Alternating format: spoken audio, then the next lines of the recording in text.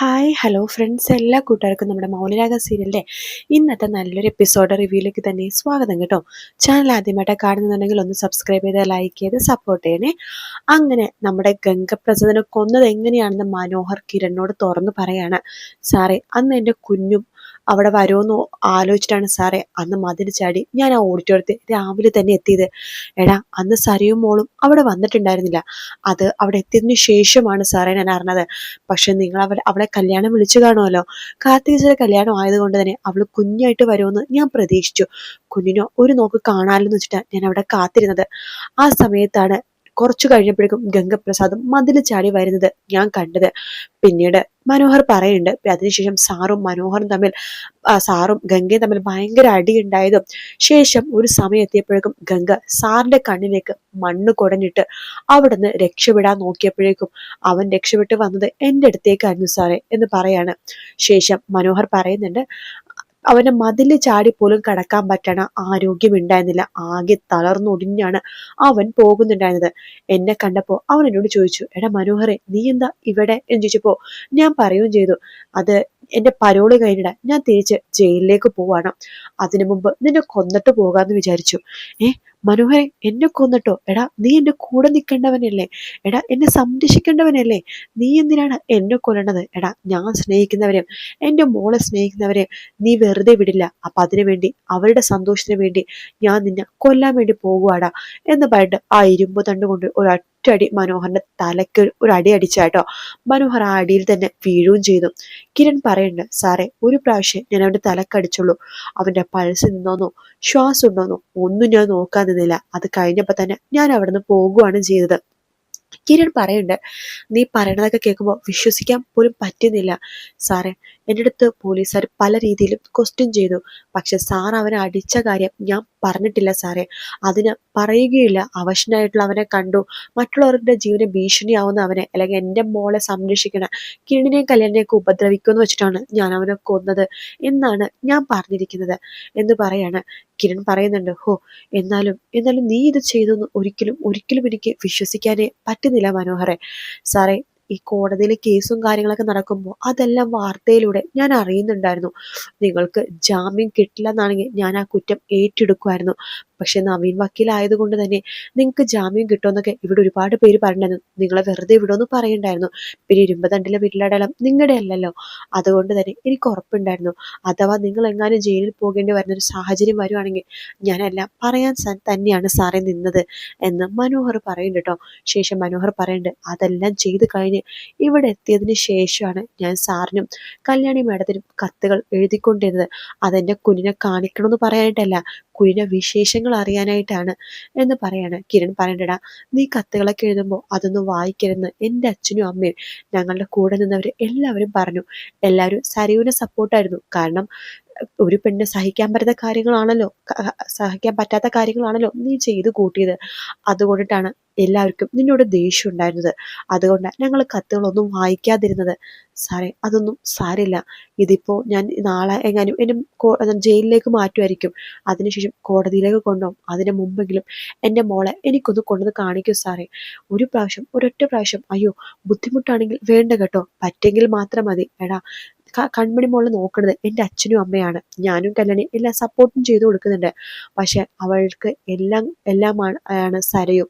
അവള് വിചാരിച്ചാൽ മാത്രമേ എന്തും നടക്കുള്ളൂ. സരയുവിനാണെങ്കിൽ ഞങ്ങളിപ്പോ കുഞ്ഞിനെ പുറത്തോട്ട് കൊണ്ടുപോകുമ്പോൾ തന്നെ ഒരു സംശയമാണ്. കുഞ്ഞെടുത്ത് എവിടെയും പുറത്തേക്ക് മാറുമ്പോൾ തന്നെ അവൾ സംശയത്തോടെയാണ് ഞങ്ങളെ നോക്കുന്നത്. എങ്കിലും അവളുടെ കണ്ണ് വെട്ടിച്ച് എപ്പോഴെങ്കിലും കുഞ്ഞെ മാറ്റിയെടുത്ത് നിങ്ങളെ കാണിക്കാൻ പറ്റുന്നൊരു സാഹചര്യം വരുവാണെങ്കിൽ തീർച്ചയായിട്ടും നിനക്ക് കാണിച്ചു തരാടാ എന്ന് പറയാണ്. എങ്കിൽ ഞാൻ പോയിക്കോട്ടെ. ശരി സാറേ. പിന്നെ ഇവിടുത്തെ CA കേസ് ഫയൽ എന്തായാലും ക്ലോസ് ചെയ്ത രീതിയിലാണ്. അയാൾക്കൊരു വാശിയുടെ ടൈപ്പായിരുന്നു. അതുകൊണ്ടാണ് ഈ കേസ് ഇത്രയും അന്വേഷണത്തിലേക്ക് പോയത്. നിന്നെ രക്ഷിക്കാൻ വേണ്ടി ഞാൻ നവീൻ വക്കീലെ തന്നെ വെക്കോടാ.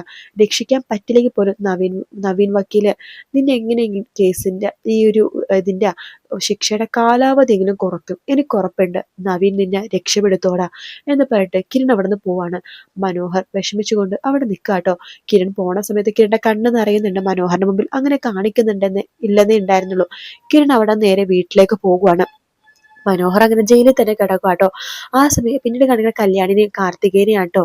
കാർത്തികനെയും കൂട്ടിക്കൊണ്ട് മുറ്റത്തൊക്കെ ഒന്ന് നടക്കുവാണ്. കാർത്തിക പറഞ്ഞ കല്യാണി ഇതേ ഇങ്ങനെ നടക്കാനൊന്നും പാടില്ല കേട്ടോ ചേച്ചി, റൂമിൽ കിടന്ന് കിടന്ന് മതിയായി, ഞാൻ ഈ വരാന്തയിൽ ഒന്ന് ഇരിക്കട്ടെ എന്ന് പറഞ്ഞുകൊണ്ടിരിക്കുകയാണ് കിരൺ അങ്ങോട്ടേക്ക് വരുന്നത്.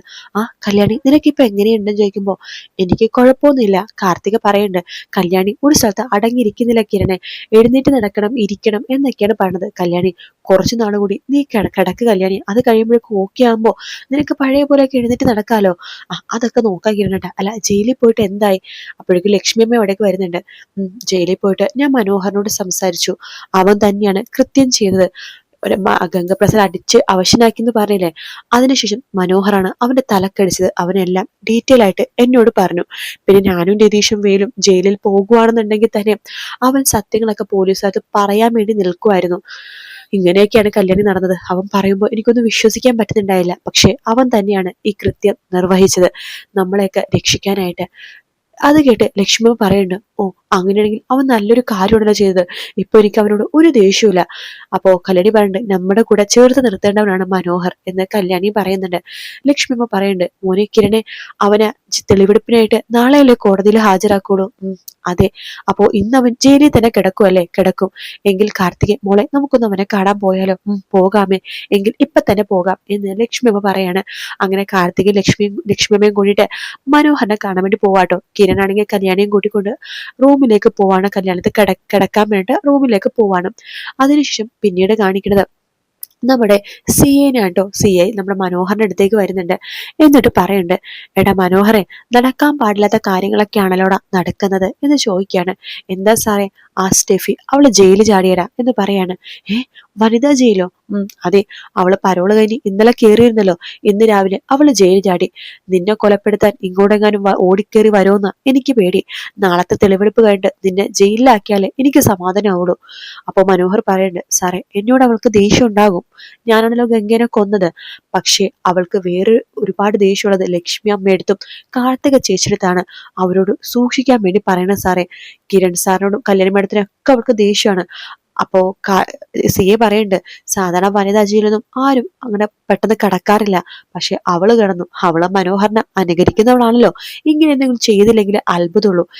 മനോഹരല്ല ഗംഗ കേട്ടോ, ഗംഗനെ അനുകരിക്കണമാണല്ലോ, ഇങ്ങനെയൊന്നും ചെയ്തില്ലെങ്കിൽ അത്ഭുതമുള്ളൂ.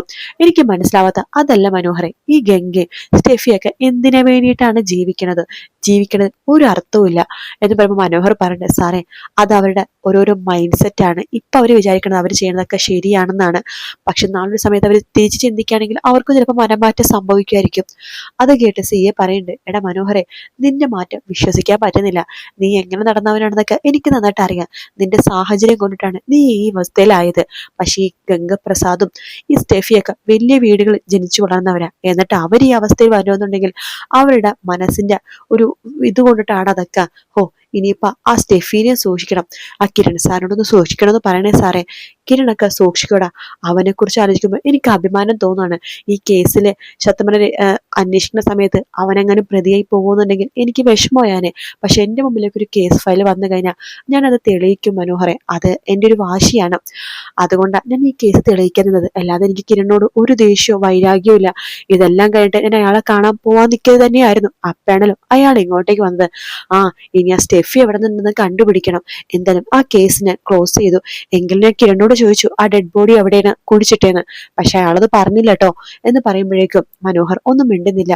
ശരിയെന്നാ നീ സൂക്ഷിക്കണം എന്ന് പറഞ്ഞിട്ട് നമ്മുടെ സി അവിടെ നിന്ന് പോവാണ്. അതെല്ലാം കേട്ട് ഞെട്ടി നിൽക്കുന്ന മനോഹരനെ കാണിച്ചിട്ടാണ് ഇന്നത്തെ എപ്പിസോഡ് തീരുന്നത് കേട്ടോ. വീഡിയോ ഇഷ്ടപ്പെട്ടാൽ ലൈക്ക് ചെയ്യുക, സബ്സ്ക്രൈബ് ചെയ്യുക, കമന്റ് ചെയ്യുക. മറ്റൊരു വീഡിയോ ആയിട്ട് കാണാം friends. Take care, bye bye.